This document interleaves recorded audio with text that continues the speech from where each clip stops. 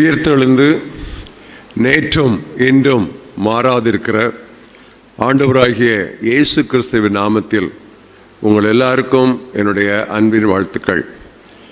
அருமையான தம்பி டேவிட் கிருஷ்ணன்குமார் அவர்களுடைய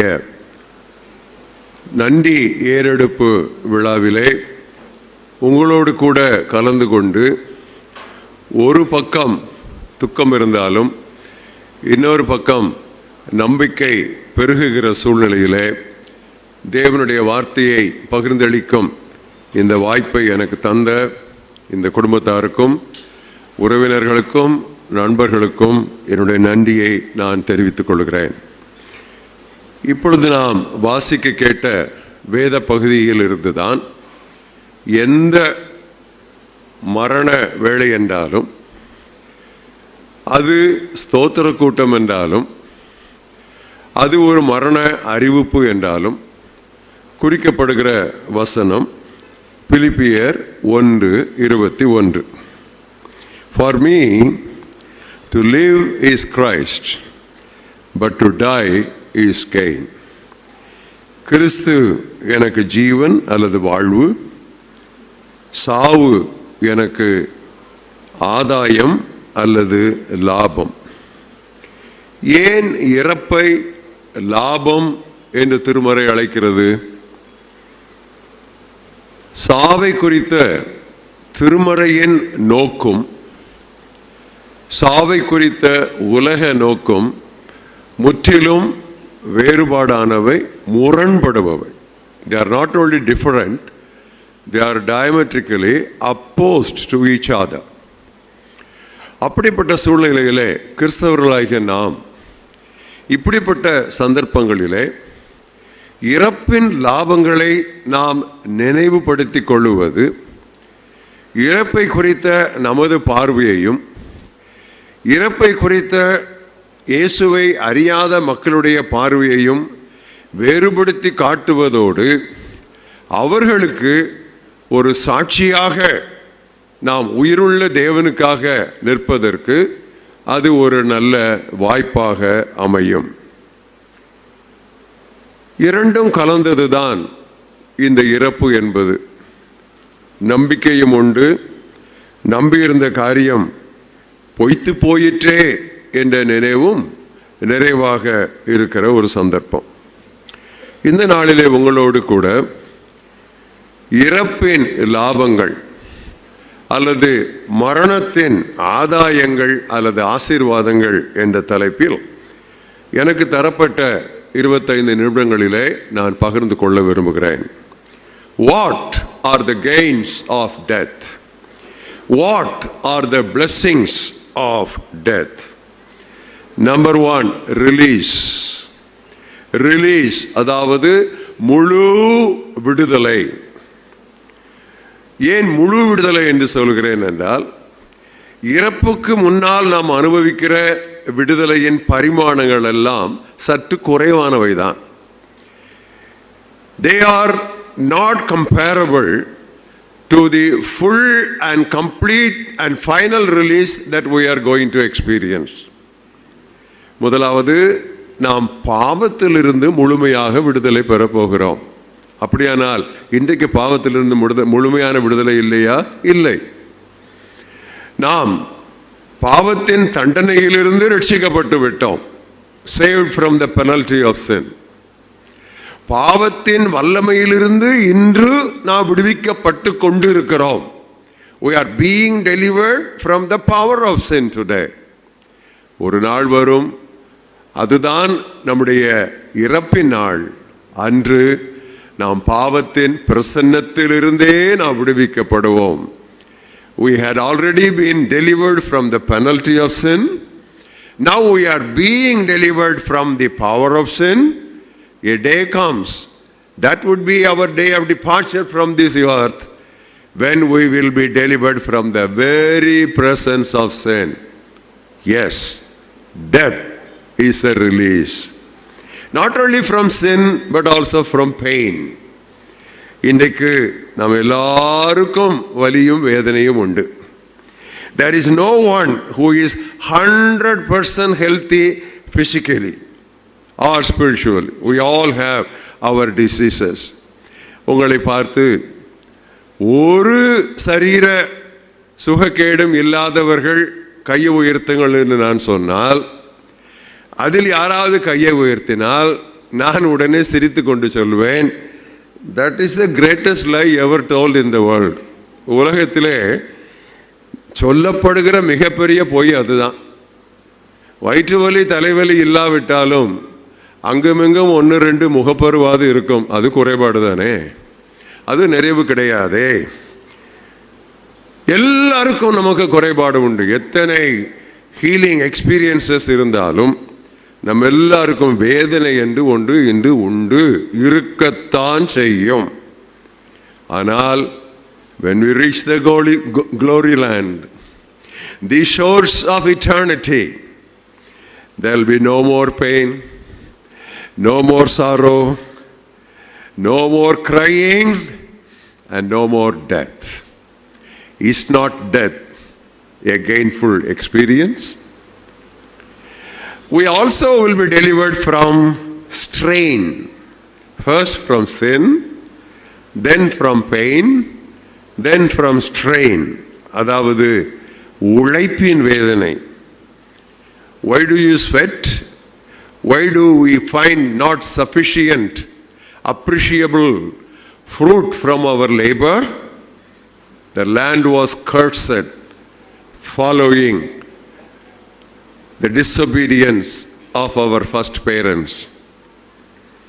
We are all delivered from the curse of the law.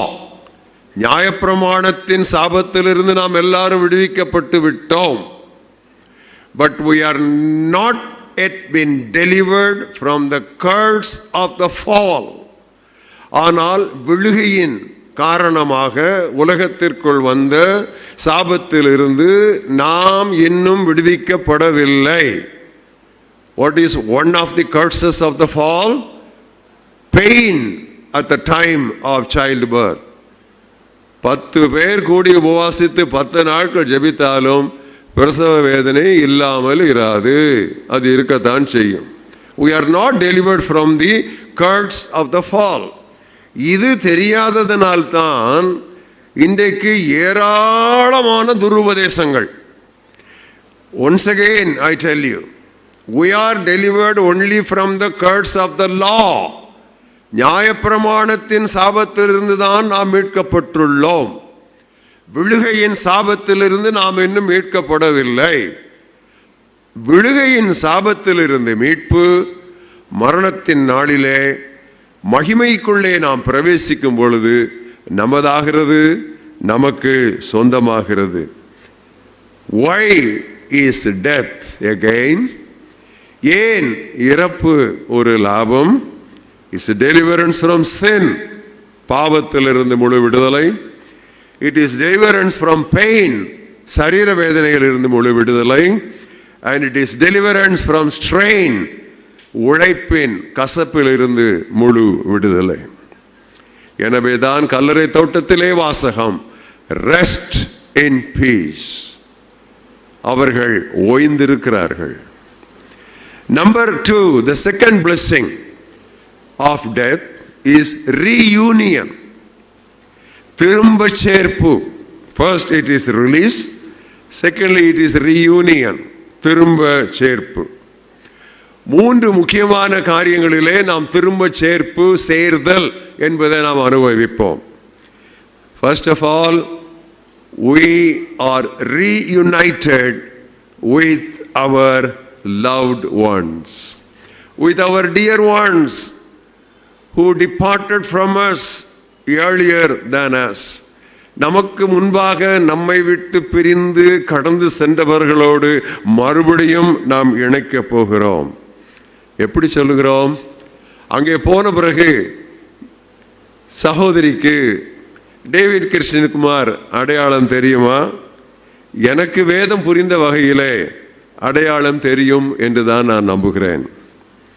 ஏனென்றால் நரகத்தில் இருந்த ஒரு மனிதனே அங்கே உட்கார்ந்திருப்பது மோட்சத்தில் லாசரு என்று அடையாளம் காண முடிந்தால், If a man who landed in hell was able to, a man who was seated in the bosom of Abraham as Lazarus, when you go to heaven, you will definitely identify David Christian Kumar in heaven. Say hallelujah. So that's the greatest blessing. That is the greatest gain of death. We will be reunited with our loved ones. Number two, we will be reunited with the souls blessed through us. இது ஒரு முக்கியமான ஆசீர்வாதமான ஒரு காரியம். தேவனுடைய வார்த்தையிலே ஆண்டவராய் இயேசு கிறிஸ்து சொன்னார், நீங்கள் மாளும்போது உங்களை நித்திய வீடுகளிலே ஏற்றுக்கொள்வார் உண்டாகும்படி அநீதியான உலக பொருளினாலே நீங்கள் உங்களுக்கு சிநேகிதரை சம்பாதித்துக் கொள்ளுங்கள்.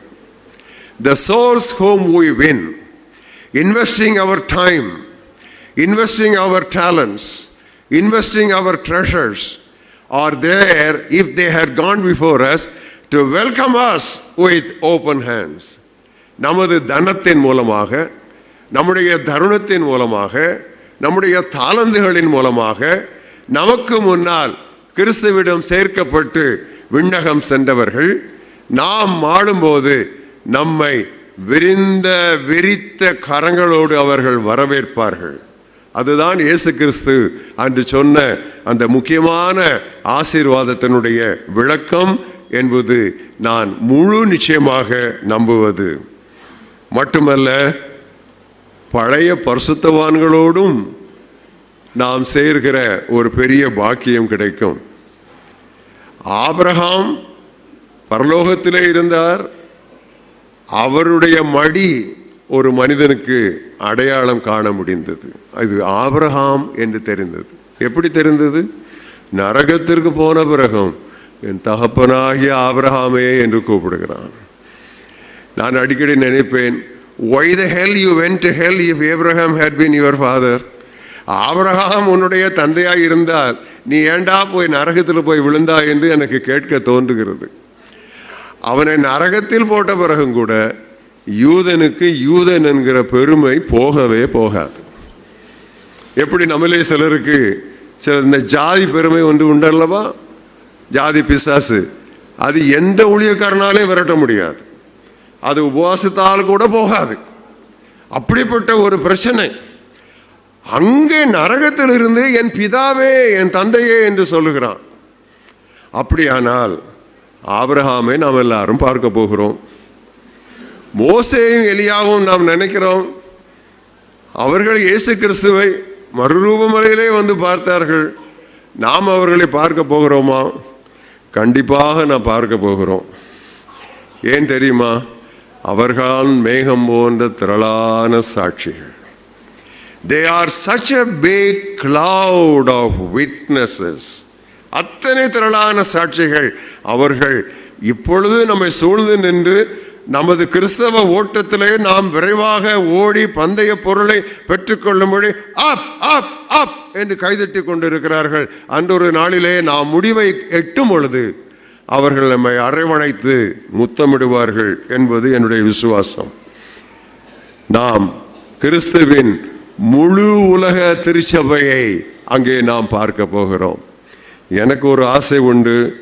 யாரை பார்க்கிறேனோ பார்க்கலையோ, நான் கண்டிப்பாக எரேமியாவை பார்க்க விரும்புகிறேன். அவரிடத்திலே ஒரு கேள்வி கேட்க விரும்புகிறேன். எப்படி அப்பா உம்மால் எப்பொழுது பார்த்தாலும் அழுது கொண்டே இருக்க முடிந்தது என்று. அது எனக்கு ஒரு புரியாத ஒரு புதிர் தான். தலை தண்ணீரும் கண்கள் நீரூற்றுமாயிருந்தால் நலமாயிருக்கும் என்று சொல்லுவது, எப்பொழுது பார்த்தாலும் தாரை தாரையாக கண்ணை வடித்து கொண்டிருப்பது, எனக்கு கண்ணீர் வருவது அவ்வளோ கஷ்டமாக இருக்கிறது. ஆனால் எனக்கு ஒரு சிறந்த நண்பர் உண்டு. அவருடைய பெயர் எசேக்கியா பிரான்சிஸ். அவர் என்னிடத்திலே வளர்ந்த என்னுடைய சிஷ்ய பிள்ளை. அவர் முழங்கால் போட்டவுடனே எங்கே இருந்துதான் வருமோ தெரியாது கண்ணீரை வடித்து கொண்டே இருப்பார். நான் ஒரு நாளிலே ஜெபம் பண்ணினேன், எசேக்கியா உனக்கு எங்க இருந்துப்பா அந்த கண்ணீர் வருதுன்னு சொல்லி. அதுக்கு உடனே அவர் கண்ணீர் விடுவார். அது ஒரு ஒரு ஒரு கண்ணீர் வரம் தாருமே என்று ஒரு பாடலே இருக்கிறது. அது அவ்வளவு சுலபமான காரியம் அல்ல. அதுவும் ஆத்துமாக்களுக்காக ஜெபிக்கும் பொழுது, மக்களிடம் தேவனிடம் மக்கள் திரும்ப வேண்டும் என்று ஜெபிக்கும் பொழுது கண்ணீர் வருகிறதே, அது ஒரு சாதாரணமான காரியம் அல்ல. என்னுடைய ஜனங்கள் சீர்கெட்டு போனார்களே, திருச்சி போய் பின்வாங்கி விட்டதே என்று சொல்லி ஒரு எரேமியா போன்று புலம்புகிற தீர்க்கதரிசிகள் இன்றைக்கு வரமாட்டார்களா என்று ஏங்கி நிற்கிற கூட்டத்திலே நான் ஒருவன். ஆனால் அது கிட்டுகிற ஒரு ஆசீர்வாதமாக தெரியவில்லை. எரேமியாவை பார்க்கும் பொழுது நான் கண்டிப்பாக கேட்பேன், அவர் உண்மையாகவே தேவனுடைய இருதயத்திற்கு நெருக்கமாக தேவனுடைய இருதய துடிப்பை இங்கு இருக்கும் பொழுதே சரியானபடி புரிந்து கொண்ட ஒரு தேவ மனிதன். இப்படிப்பட்ட தேவ மனிதர்களையெல்லாம் நாம் அங்கே போய் நாம் சந்திக்க போகிறோம். இன்னொன்றை நான் பார்க்க விரும்புகிறேன். தாவீது தன்னுடைய கீதவாத்தியத்தை வாசிப்பதை நான் பார்க்க விரும்புகிறேன். ஏனென்றால் அவன் கீதவாத்தியத்தை வாசிக்கும் பொழுது பிசாசு ஓடியது. இன்று நம்முடைய வாலிபர்கள் சிலர் கீதவாத்தியத்தை வாசிக்கும் பொழுது பிசாசு வருகிறது. ஸோ இதெல்லாம் எனக்கு ஒரு பெரிய கேள்வியாகத்தான் இருக்கிறது. ஸோ பாடுற அவன் மியூசிக் இன்ஸ்ட்ருமெண்ட் எடுத்த உடனே பிசாசு ஓடுது, முதல் கவி பாடும் முன்னால். இப்படியெல்லாம் நிறைய காரியங்களில் நான் தேவனுடைய வார்த்தையை படிக்கும் பொழுது வியந்து அந்த பிப்ளிக்கல் ஆத்தர்ஸ், அந்த திருமறை புத்தகங்களுடைய ஆக்கியோன்களை நான் நிச்சயமாக போய் நான் பார்க்க விரும்புகிறேன். அது நமக்கு மரண நாளிலே கிடைக்கும். அது என்ன சாதாரணமான ஒரு ஆசீர்வாதமா? அது உண்மையாகவே இறப்பின் லாபம்தான். ஆக 3 காரியங்கள் நம்முடைய ரீயூனியன். ஒன்று, நம்முடைய உற்றார், உறவினர், இனத்தார், வாழ்க்கை துணை, இவர்கள் எல்லாரையும் நாம் சந்திக்க போகிறோம். அடுத்து, நம் மூலமாக ஆசீர்வதிக்கப்பட்ட ஆத்துமாக்களை அங்கே நம்மை வரவேற்பாளர்களாக சந்திக்க போகிறோம். அடுத்து, பழம் பரிசுத்தர்களை நாம் பார்க்க போகிறோம். மூன்றாவதாக, இறப்பினுடைய லாபம் அல்லது the gain of death என்று சொன்னால் rewards. First release and then reunion and thirdly rewards. பலாபலன்கள் அல்லது பரிசுகள். எனவேதான் நாம் சொல்லுகிறோம், கிறிஸ்துவுக்குள் மரிக்கிறவர்கள் பாக்கியவான்கள் என்று எழுதுகிறோம். Blessed are those. We may sympathize with someone who is laid in a coffin, but my Bible says, blessed are those who sleep in Jesus. இதிலும் 3 முக்கியமான பலாபலன்களை உங்களுக்கு நான் குறிப்பிட விரும்புகிறேன். முதலாவது, நாம் எல்லாரும் இயேசு கிறிஸ்துவை போலவே சரீர மீட்பு அடைய போகிறோம். We are all going to experience personally bodily resurrection like Jesus Christ. இயேசு எப்படி மரித்தோரிலிருந்து எழுப்பப்பட்டாரோ அப்படியே நாமும் எழுப்பப்பட்டு நடுவானில் சந்திப்போம் என்கிறது தேவனுடைய வார்த்தை. இந்த விசுவாசம் இல்லை என்றால் நம்முடைய பிரசங்கம் விரிதா. இந்த விசுவாசம் இல்லை என்றால் நாம் இன்னும் பாவத்தில் தான் நாம் இருப்போம். எப்படி இருப்போம்? அந்த புதிய உயிர்த்தெழுதலின் சரீரம் கிடைக்கும் பொழுது யோசித்து பார்த்திருக்கிறீர்களா?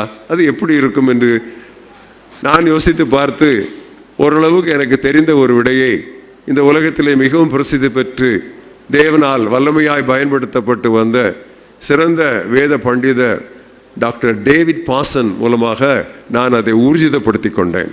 அவர் என்ன சொன்னார் தெரியுமா? நம்ம எல்லாருக்கும் குறைவு உண்டு. சிலருக்கு மூக்கு கட்டையாக இருக்கிறது, சப்பையாக இருக்கிறது, சிலருக்கு கொஞ்சம் நீளமாக இருக்கிறது, பல்லு ஒழுங்காக இருக்க மாட்டேங்குது. எல்லாருக்குமே நமக்கு டிஃபெக்ட்ஸ் உண்டு. எல்லாருக்கும் உண்டு நமக்கு டிஃபெக்ட்ஸ். இப்படி தான் எழுவும் போகிறோமா? குட்டையாக இருக்கிறவங்க குட்டையாகவே இருப்பாங்களா? அல்லது நமக்கு இப்படி குனிஞ்சு நடந்துட்டு இருக்கவங்க அங்கே போனாலும் கூனி தான் நடப்பாங்களா? அதான் பரலோகம்? கிடையாது. பழுக்குமற்ற, faultless, blemishless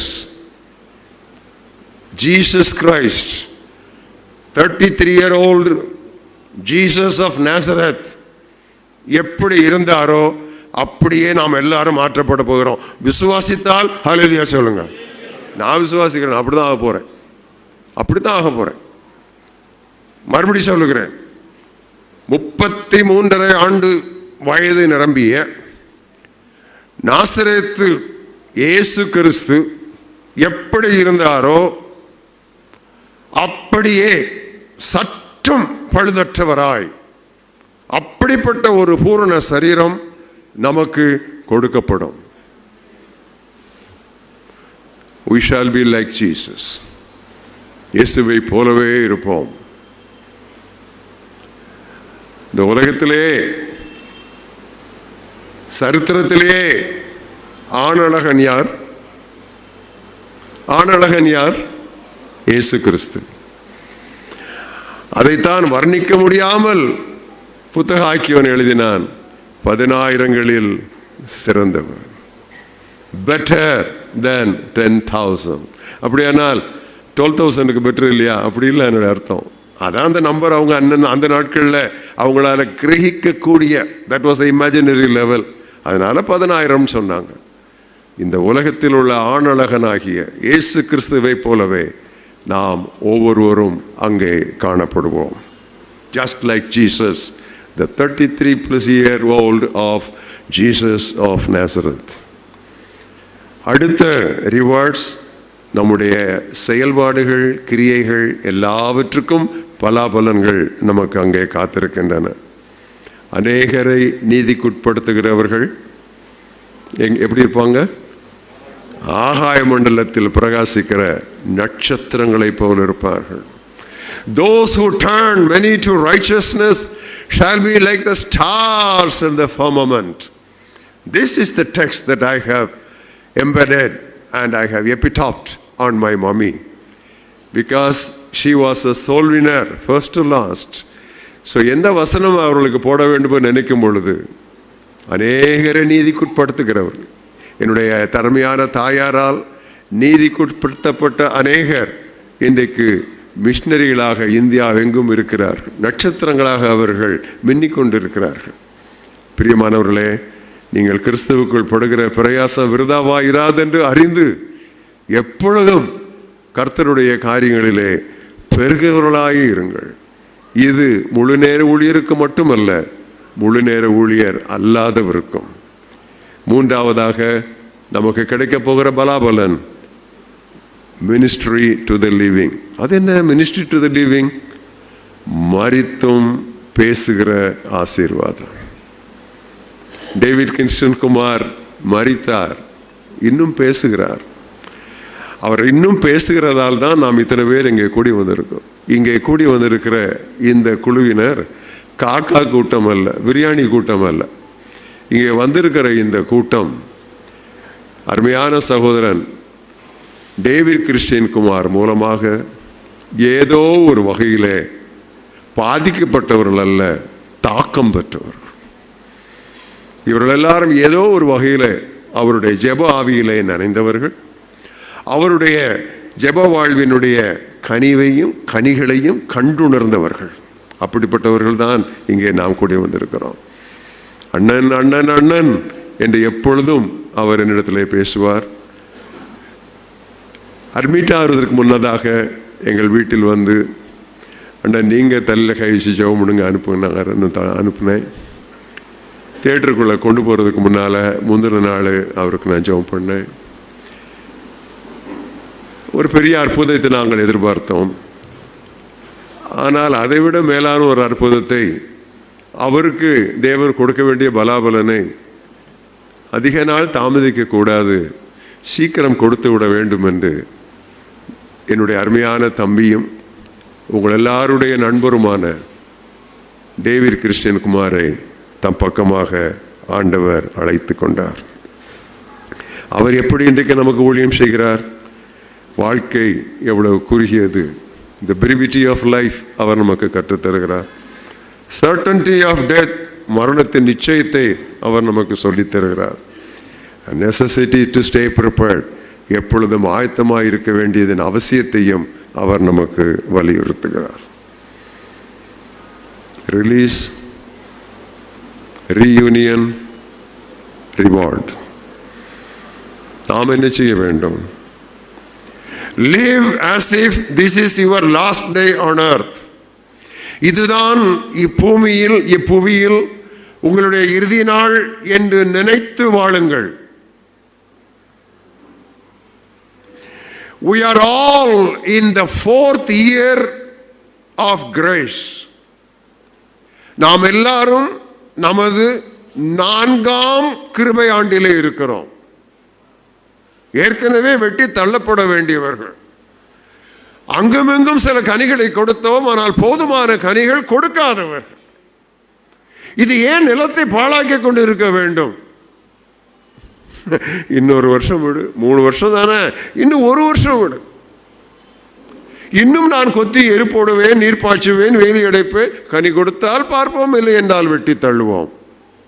Who knows? Several of us may be living in our 4th and final year. Who knows? எவ்வளவு தேவனுக்கு கொடுக்க முடியுமோ அவ்வளவு கொடுக்க வேண்டும் என்பதையும் மரணம் நமக்கு போதிக்கிறது. இவ்விதமாக ஒரு இடத்திலே வாசித்தேன், the dead go to the grave holding only what they have given away. கொடுத்து விட்டதை மட்டும்தான் பிடித்துக் கொண்டு மக்கள் கல்லறைக்கு போகிறார்களாம். ஆஹா, என்ன வாசகம்! கொடுத்து விட்டதை மட்டும்தான் பிடித்துக் கொண்டு இறப்போர் கல்லறைக்கு செல்லுகிறார்களாம். இதைத்தான் ஜிம் எலியட் இப்படி சொன்னார், he is no fool who gives away what he cannot keep in order to gain what he cannot lose. இழக்க கூடாததை பெற்றுக்கொள்ளும்படி, வைத்துக் கொள்ள முடியாததை விட்டு விடுகிறவன் முட்டாள் அல்ல. A line to be gold embedded in the history. மட்டுமல்ல, it is a call for all of us for a simple lifestyle. Simple lifestyle. I still remember an old professor in Orissa, after he listened to my 1-hour sermon, came to me to the dais, shook hands with me. I never knew him before. Looking at me, he said, he was as tall as I am.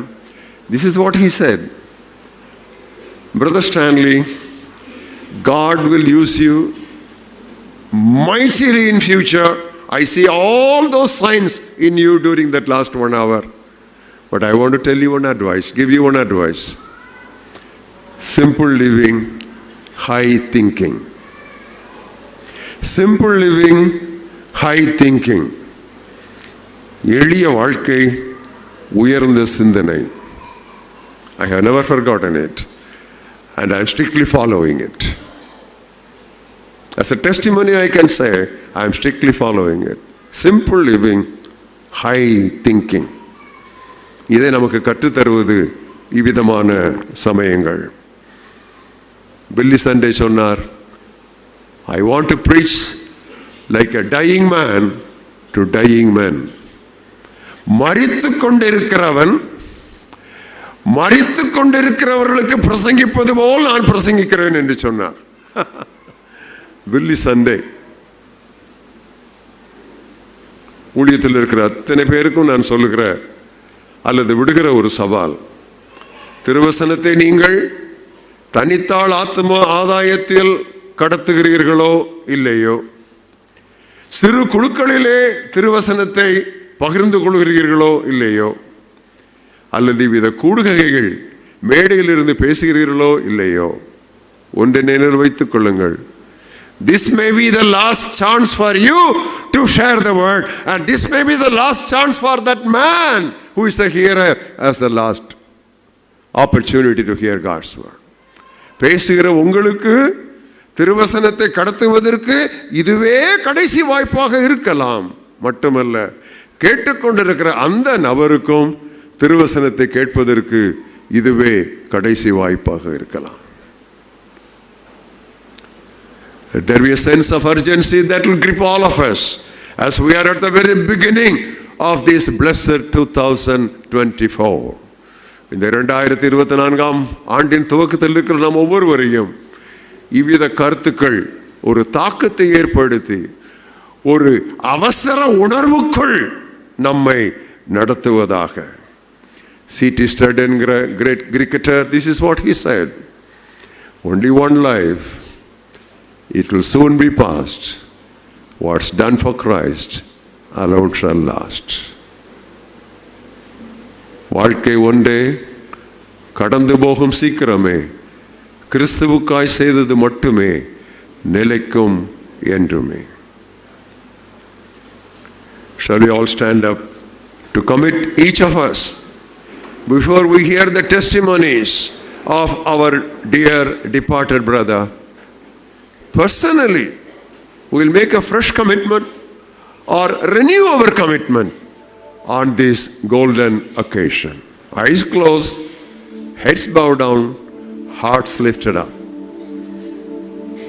கண்களை மூடி தலைகளை வணங்கி இருதயத்தை தேவனுக்கு நேராக ஏறெடுத்து விருப்பமானவர்கள் கைகளையும் கூப்பி,